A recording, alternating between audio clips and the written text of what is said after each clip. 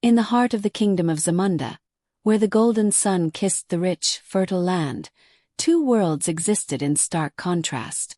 The towering palace of King Adewale stood as a symbol of power, wealth, and tradition. Inside its grand walls lived Princess Zuri, the light of the kingdom, adored by all who saw her. The scent of jasmine and the glimmer of gold followed her every step. Princess Zuri's life was a symphony of elegance. Her father, King Adewale, ruled with wisdom and might, and her mother, Queen Ifeoma, ensured that royal customs and traditions were upheld. But Zuri, despite her beauty and grace, felt confined, trapped within the golden walls of her royal life. Far from the comforts of the palace, the village thrived, a place where the air was thick with the scent of fresh earth, and the heartbeats of its people matched the rhythm of nature. Here in the warmth of the sun lived Kofi, a boy with dreams as vast as the fields he tended. His hands were rough with labor, yet his heart was gentle, his spirit free from the chains of royalty. Zuri and Kofi lived worlds apart, unaware of each other's existence, yet fate had other plans. The land was about to bring them together, though no one, least of all them, could foresee the consequences. On the day of the harvest festival, the royal family would bless the village with their presence, a rare event that brought joy to the villagers and pride to the palace. But on this day, Princess Zuri had other plans. Tired of the stiffness of court life, she decided to slip away into the heart of the festival. Zuri, is this what freedom feels like? To blend in, to just be one with the people. In that moment, two souls from different worlds connected, as if by invisible threads. Zuri, drawn to the simplicity of Kofi's life, and Kofi, unaware that the princess had entered his world. Zuri, you seem to know everyone here. What is your name? Kofi, smiling warmly, his eyes shining. Kofi, I help whenever I can. The village is my family. Zuri, softly, surprised by his sincerity. And do you enjoy it? Helping others, I mean. Kofi, nodding with a humble smile. Do.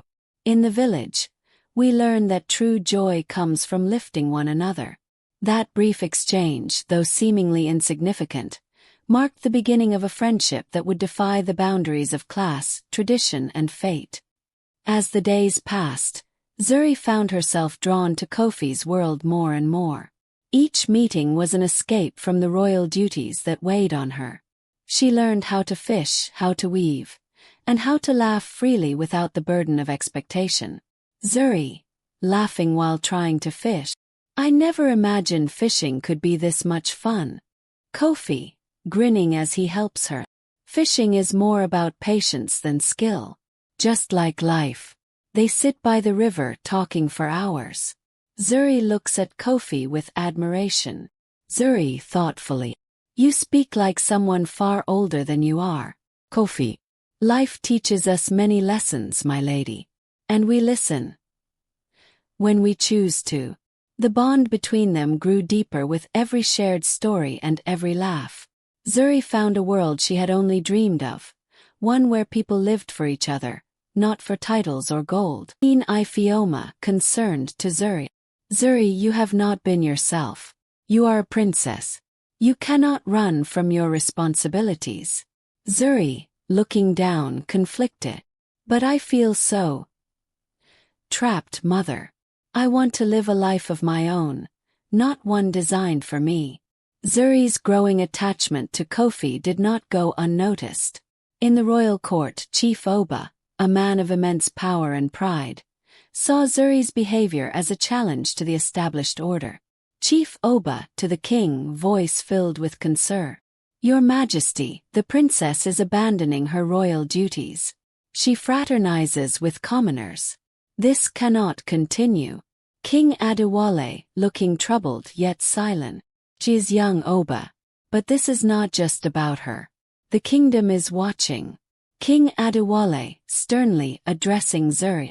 Zuri, you have been meeting with this village boy, Kofi. You are a princess. How dare you lower yourself to such levels? Zuri, eyes blazing, her voice steady but filled with emotion.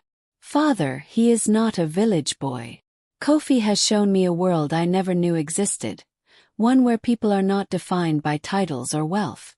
He is kind, wise, and pure of heart. I cannot dismiss him like this.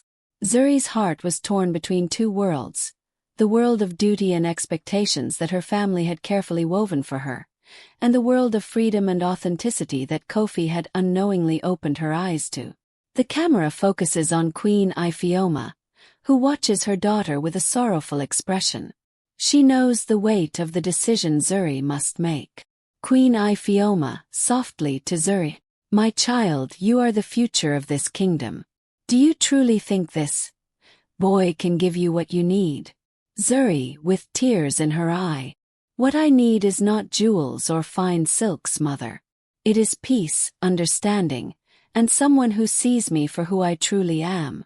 Chief Oba, interrupting, his voice harsh and authoritative. "Enough. The kingdom needs you, princess. If you choose to remain with this commoner, you may risk not only your place in this palace but your very future."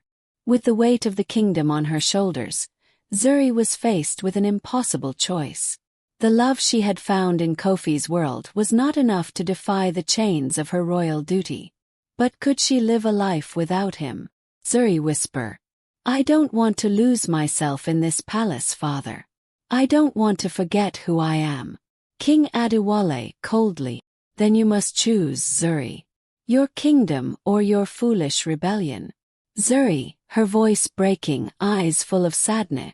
"Kofi, we can never be together. Have no choice. My father. My people expect me to marry a prince, not a village boy like you." Kofi, his face shocked, hurt but understanding.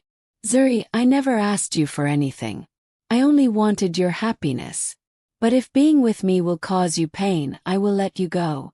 The words hit Zuri like a physical blow. Kofi's acceptance of the situation was the greatest sacrifice he could offer. But what hurt more than anything was the realization that she was parting with a love that was pure, untainted by the politics of her birth. Zuri whispering, "I will never forget you, Kofi. No matter what happens, you will always be a part of my heart." Kofi, holding her hand tightly, "And you will always be the princess of my dreams, Zuri." Days passed, and Zuri's sorrow became a shadow she could not escape. The palace, once a place of grandeur and comfort, now felt like a prison. The wedding was a spectacle, a show of power, and yet Zuri could not bring herself to feel anything but numbness. Prince Tund, approaching Zuri, sensing her hesitation. "Zuri, you seem troubled. Is something wrong?" Zuri, forcing a smile, her voice hollow. "It's nothing, Tund. Just the weight of the day." Zuri's heart was not with Tund, nor was it with the life she was about to live. It was with Kofi, the village boy who had shown her a love that transcended titles and wealth. But life had placed her in a position where love alone could not prevail. Kofi, softly, heartbroken but hopeful. "Zuri, I never thought I would see you again." Zuri, with a quiet smile, fighting back tear. "I had to say goodbye, Kofi. I had no choice. The kingdom, it would never accept us." Kofi, with a resigned but understanding smile. "You know, Zuri, but I will carry you in my heart wherever life takes me. You have shown me the truest form of love." In the end, love alone could not conquer the walls of duty. And yet, the memory of their forbidden friendship would live on forever, etched in the hearts of those who dared to dream beyond the confines of their birthright. Zuri ruled with wisdom, a queen beloved by her people. But deep within her heart, the love she had shared with Kofi never faded. It lived on in her decisions, her compassion, and her understanding of the common people. She had fulfilled her duties, but the heart she gave to Kofi could never be replaced. In the village, whispers of their forbidden love lived on, a tale of two souls who defied the odds for a moment of truth and beauty. And so, the forbidden friendship between the princess and the village boy became a legend, a reminder to all who heard it that love, no matter how impossible, is never truly forgotten. Zuri ruled the kingdom with wisdom, Her people adored her for the fairness and grace with which she governed. But deep within, the memories of the village boy she once loved continued to haunt her. Despite the wealth and power she now commanded, Zuri could not escape the emptiness that remained in her heart. Kofi had been her soul's companion, and no matter how far she traveled, the journey back to him remained a part of her. Zuri, murmuring to herself, "I wonder if he ever thinks of me." Advisor, with a respectful bow, "Your Majesty, there is word from the village. A new crisis has arisen. The crops are failing, and the villagers are in despair. They request your presence, Your Majesty." Zuri, sighing deeply, her voice steady but filled with inner turmoil, "Tell them I will visit tomorrow. The people must know that their queen is with them." As she prepared to visit the village, Zuri knew that she could never truly escape the past.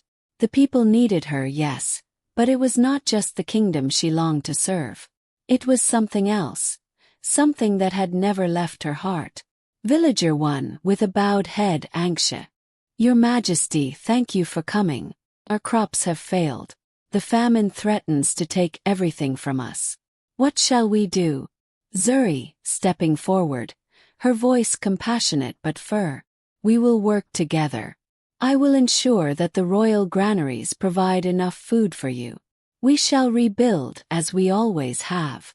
Zuri had come a long way since those days, but the riverbank still held the echoes of her lost love. Even in the bustle of the village, her heart remained tethered to a past she could never forget. Kofi, smiling sadly, walking slowly toward her. "Zuri, I never thought I would see you again. The years have been long, but I have never forgotten you." Zuri, her voice trembling, trying to maintain composure. "Kofi, how have you been?" I never thought you would still be here."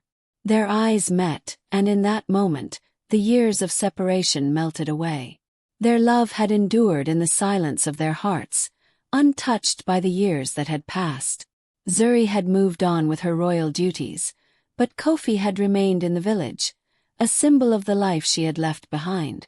Kofi, softly, "I never stopped thinking about you, Zuri. Every day I wondered where you were, if you were happy.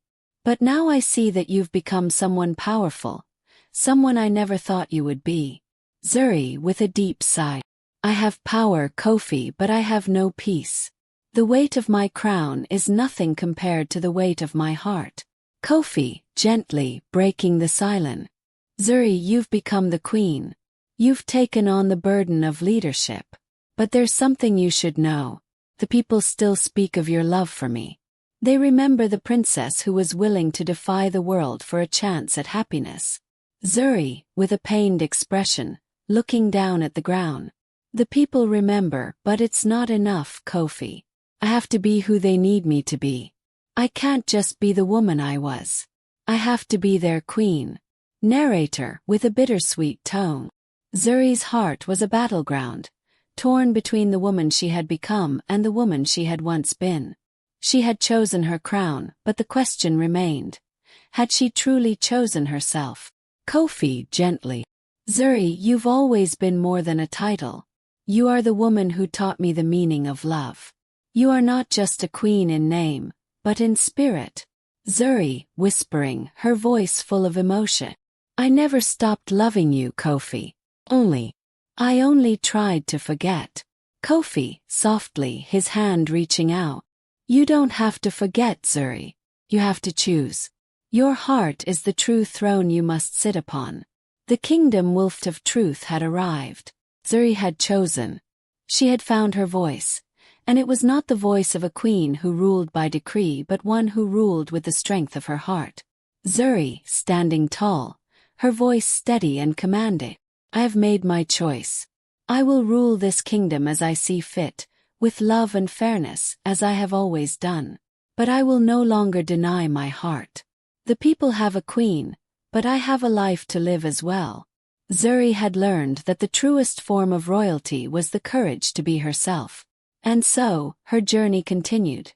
Not as a princess defined by birth, but as a woman defined by love and the power to choose her own fate. And thus, the forbidden friendship between the princess and the village boy lived on in their hearts, and in the legacy they would one day leave behind.